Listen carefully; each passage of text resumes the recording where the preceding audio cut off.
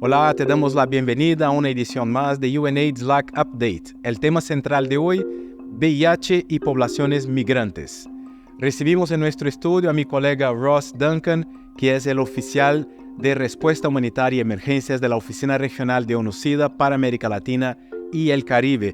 Ross, muchas gracias por tu presencia aquí. Cuéntanos un poco sobre las tendencias del flujo migratorio en nuestra región. Bueno, primero, Daniel, muchísimas gracias por la invitación al UNAIDS LAC Update. Aunque la situación en Venezuela parece un poquito más estable que en años anteriores, sigue habiendo un flujo constante de personas que salen del país, más que las que regresan, y además hay más capas de migración en la región que en los últimos años para destacar. Por ejemplo, hay más encuentros en la frontera entre los Estados Unidos y México, y hay cruces considerablemente más irregulares en la selva del Darién, alrededor de 500,000 cruces este año, casi doble que en los años anteriores. También hay un fenómeno que se llama la migración pendular entre Colombia y Venezuela en la mayoría de los casos, y eso distorsiona, una respuesta efectiva. Y seguimos viendo más flujos migratorios extracontinentales con personas que están llegando de países de África o de Asia en la región. Un punto más para mencionar, hay crisis humanitarias o permacrisis en algunos casos, por ejemplo en Haití, que están contribuyendo a los flujos migratorios y los fenómenos que vemos en la región. Y por supuesto esto afecta directamente la respuesta al VIH, ¿no? ¿Cuáles son los impactos y cómo la región logra construir su respuesta? Sí, por cierto, y podemos decir que estos fenómenos contribuyen a la necesidad de la razón fundamental del RST-LAC en el área, que sigue siendo la misma en términos de promover y asegurar que los migrantes reciban un paquete básico y adecuado de servicios de VIH en lugares libres de la discriminación durante todo su ciclo migratorio. También es importante mencionar la importancia de continuar promoviendo la prevención combinada, el autotesteo y la detección temprana en general, y también el acceso sostenido al tratamiento para las personas que se necesitan.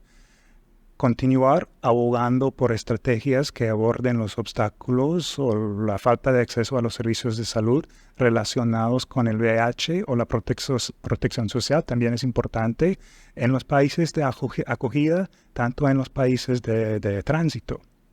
Y también en nuestro trabajo seguimos con la continuación del análisis en torno a la migración como factor de vulnerabilidad o riesgo para el VIH en general. Hay un desafío de datos, ¿no? Acceso a datos, por ejemplo, en esta área. ¿Cómo se resuelve esto? Hay una falta de datos y estamos intentando de garantizar la voluntad política para mejorar los datos disponibles y las prácticas de gestión de datos, tanto dentro como entre países, a través de iniciativas regionales. Y es necesaria una mejor gestión de datos a este respecto para garantizar que los hitos epidemiológicos claves se cumplan con precisión y también para que pueda contribuir a una mejor gestión de recursos de los sistemas de salud en los países receptores o de acogida o los de tránsito también.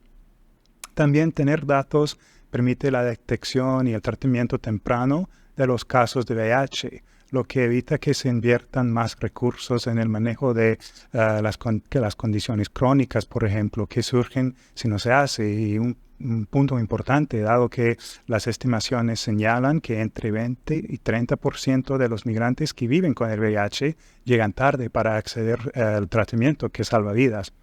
Sí, esto es un reto porque la respuesta nacional para una población relativamente estable ya es un reto, ¿no? Seguimos y acompañamos en muchos países. Imaginemos entonces el desafío que es acompañar a una población migrante. Quisiera preguntarte un poco sobre las capas de vulnerabilidad que acumulan estas poblaciones.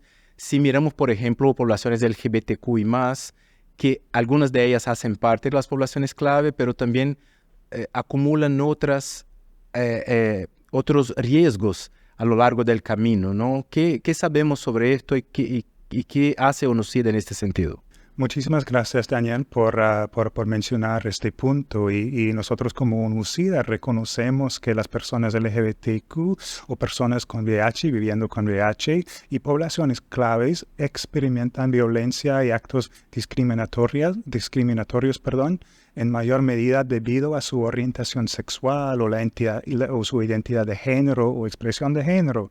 Y esto ha ocasionado su desplazamiento forzado a otros países como su única opción para proteger su vida, su integridad y sus derechos fundamentales, en particular el derecho a formular y seguir un proyecto de vida como acordancia con su identidad sexual, por ejemplo.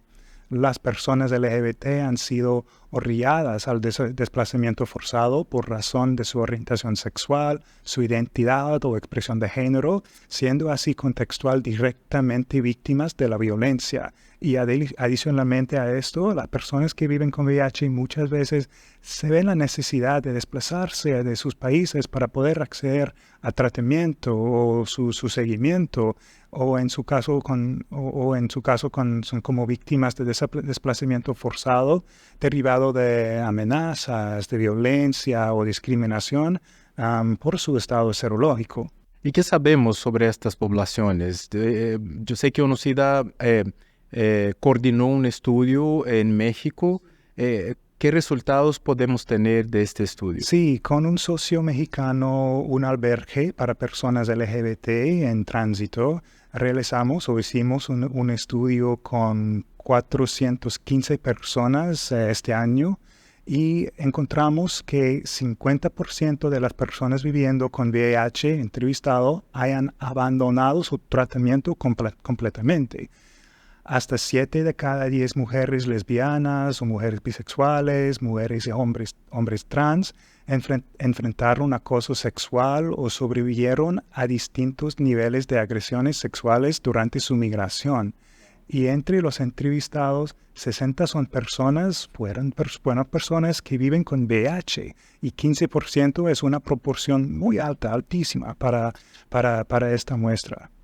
En términos de prevalencia, sí, son niveles muy elevados, considerando que la prevalencia entre la población adulta en nuestra región es de 0.5%. Sí. Entonces, interesante que son datos que nos traen señales importantes de cómo empezar a responder a este desafío, ¿no? ¿Hay algún otro aspecto relacionado con VIH que llame atención de la respuesta a este tema, migrantes y VIH? Bueno, yo creo que es importante al principio mencionar un poquito más del biomédico con respecto al estudio que hicimos y hablar un poquito sobre los factores de empuje para estas personas. Obviamente hay como el factor de empuje muy común de la situación socioeconómica en su país de origen, pero también crímenes de odio relacionados con la orientación sexual, la identidad o su expresión de género, así como amenazas directas o indirectas, las cuales están relacionadas con el atentar contra la vida de la persona víctima.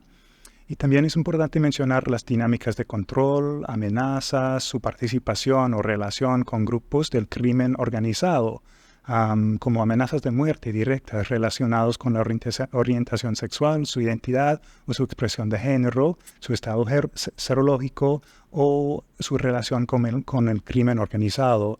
Y el crimen organizado y la violencia generalizada que los conflictos criminales provocan, por ejemplo, el desplazamiento forzado, el cobre de piso u otras problemáticas relacionadas. Es decir, que ellos tienen como factores de empuje distintos, como decimos, como más capas para la vulnerabilidad y personas de la comunidad LGBTIQ con la migración. Imagino que en este sentido la violencia de género y violencia sexual sean factores, o sea, permanentes en el proceso migratorio. Sí. Y a veces estos factores de empuje no mejoran, ¿no?, durante la ruta para los migrantes. Y en ciertos puntos de las rutas migratorias, particularmente en la selva del Darién, la violencia sexual y otras formas de violencia son extremadamente comunes. Y aunque es difícil obtener datos oficiales al respecto, sabemos que otras partes como el MSF están atendiendo más casos este año y sabemos a través del Fondo Central para la Respuesta de Emergencias de las Naciones Unidas que existe la necesidad y la demanda de los PEP kits. También hemos visto en los informes de otras organizaciones evidencia anécdota cualitativa que indica tasas más altas de estos tipos de violencia, específicamente en esta zona, en la selva del Darién. Sí, qué interesante que mencionas la necesidad de los PEP kits, ¿no? Que son kits que la verdad las personas usan como tratamiento la profilaxis post-exposición hasta 72 horas después de una posible exposición al VIH. Y es claro, en esta situación de migración esto es algo más común de lo que a nosotros nos gustaría ver, ¿no? Quisiera preguntarte sobre la respuesta coordinada de los países de nuestra región, esta plataforma llamada Proceso de Quito. ¿Cómo han logrado encontrar una manera alineada de responder a la crisis, especialmente desde la perspectiva del VIH?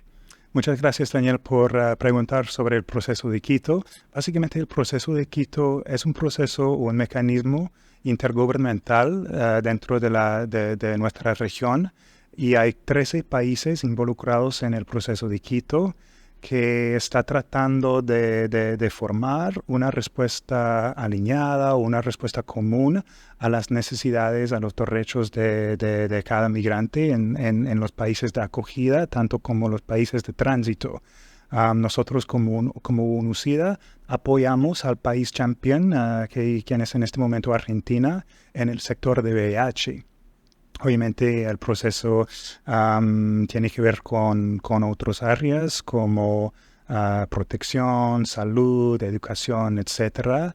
Y con cada declaración del proceso de Quito hemos logrado tener como más enfoque en el VIH, en el tratamiento, en la prevención combinada y también en la generación y la gestión de datos para que los países puedan manejar sus recursos, para que ellos puedan